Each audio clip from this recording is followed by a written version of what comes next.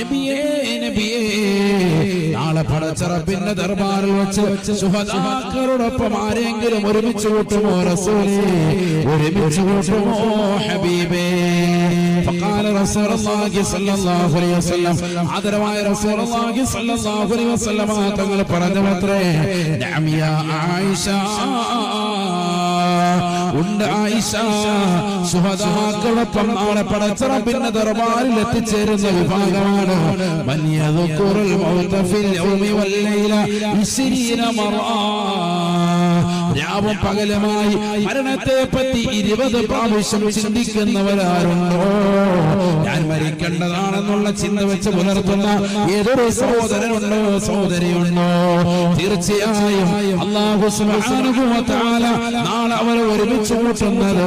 അവരെ ശുഹദാക്കളോടൊപ്പമാണ് എന്ന് ഹബീബുനാ റസൂലുള്ളാഹി